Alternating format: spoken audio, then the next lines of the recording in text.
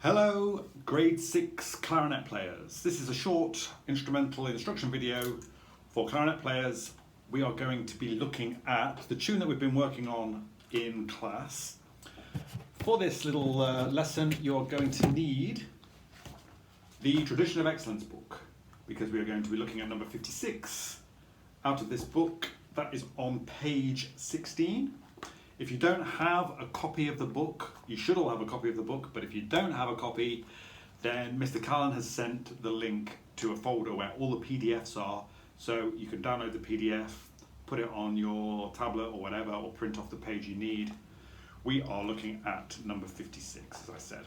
I'm just going to pop this up here. Okay, so you're going to need your clarinet, obviously, and if you have a metronome, that's also going to help you with your practice. You won't necessarily need it for the lesson, but when you're practicing and recording yourself at home, using a metronome is very important. There's all sorts of metronome apps available, which you can just download onto your phone or your iPad or whatever device you use. Okay, so clarinet players, one thing I notice a lot in school is reeds not on in the correct position. So just take a minute to make sure that you've got your reed on properly. We want a tiny amount of mouthpiece showing at the very tip. We want to make sure that the reed is in the middle of the mouthpiece. And we want to make sure that the ligature is tight on the reed. If we can move the ligature around, that means it's not really going to be doing its job properly. We want to tighten it up, get it towards the back of the reed so that it holds the reed in place. Okay, let's start off with a few long notes. I'm just going to get my metronome app here. So I've set my metronome to 75 beats per minute. That is the speed that we're actually going to play the tune at. But for now, I want you to just hold on an F. So that's just your thumb. F is the first note in the tune that we're going to play. And let's hold it for 8 beats, okay? I'm going to set my metronome going. Here we go.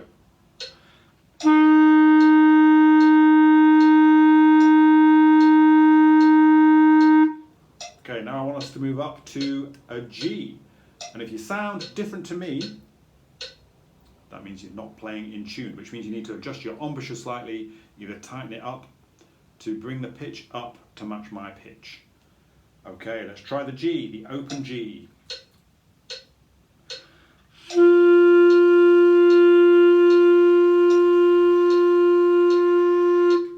Now I'm moving up to the A.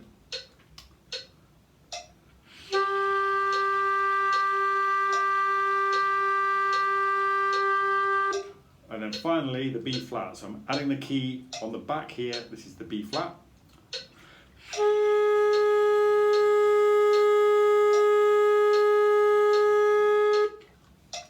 Right. If you want to keep on warming up with those long notes, it's always a good idea to try and practice long notes whenever you get your instrument out.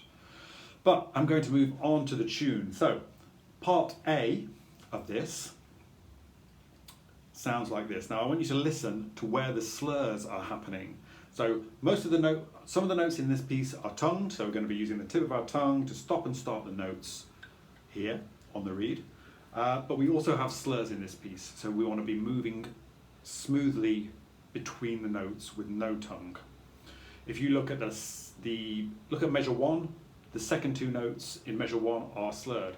If you look at measure 4, we've got 3 notes there that all fall under the same slur. So we're trying to get a nice smooth movement between the notes. Okay, I'm going to play part A for you. Have a listen first.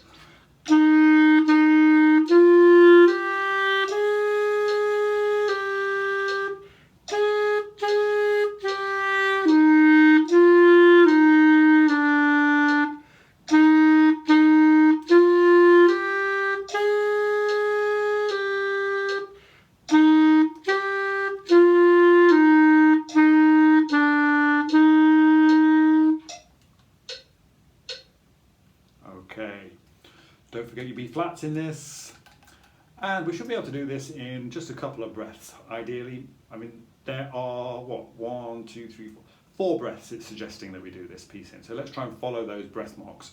That's where you see the comma above the music. That's suggesting that that's a good place to take a breath. Okay, let's try and play part A together now. So you're going to hear 4 clicks of the metronome, and then we're going to start on the F. Here we go.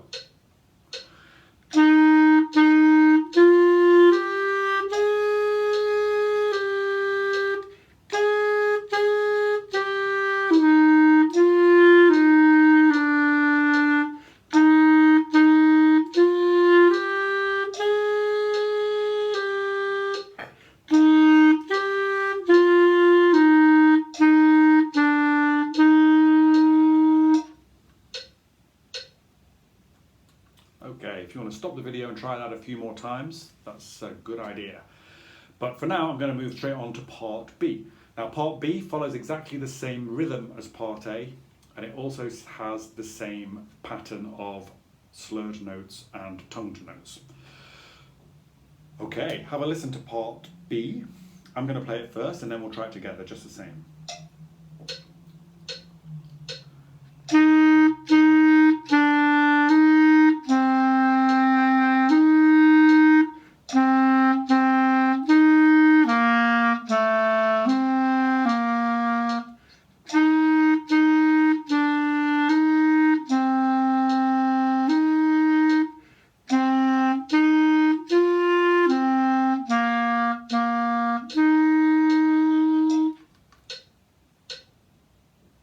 Okay, now let's try and play part B together.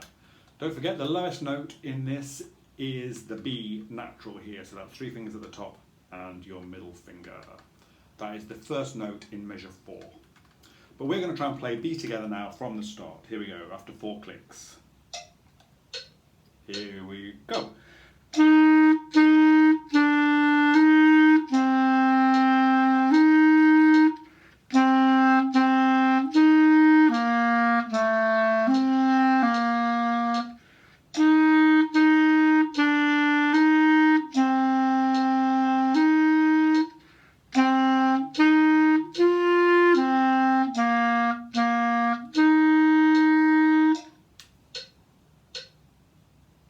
Okay.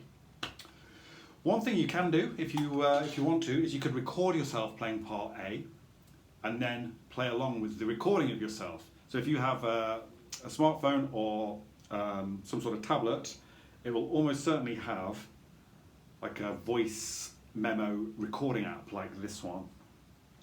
And what you can do is you can record yourself playing part A. So I am now recording. I'm just going to play part A. 2, 3, 4.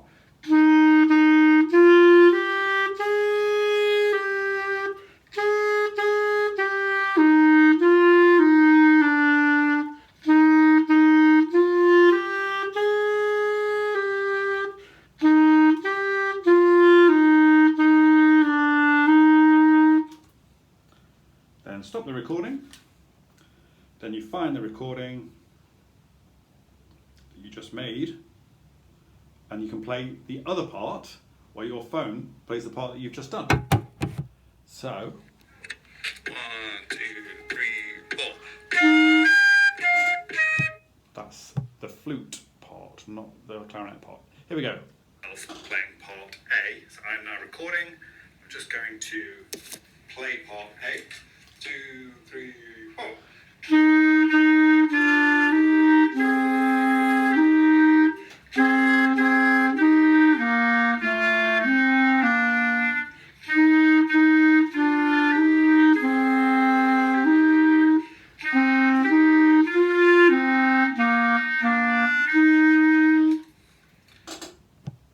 So that's something else that you could try and do.